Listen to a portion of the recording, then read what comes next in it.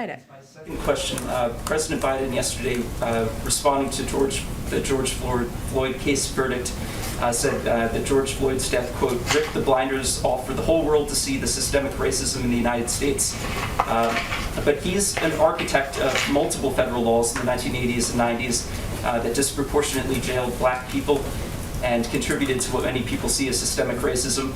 The activist Cornel West said that Biden was, quote, one of the core architects of mass incarceration, and that, quote, I think Biden is going to have to take responsibility and acknowledge the contribution he made to mass incarceration.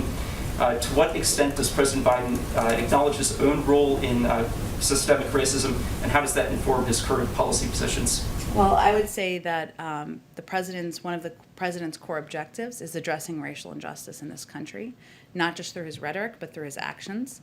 And what anyone should look to is his advocacy for passing the George Floyd Justice and Policing Act, for nominating leaders to the Department of Justice to address long, outdated policies, and to ask his leadership team here in the White House to prioritize these issues in his presidency, which is current and today and not from 30 years ago.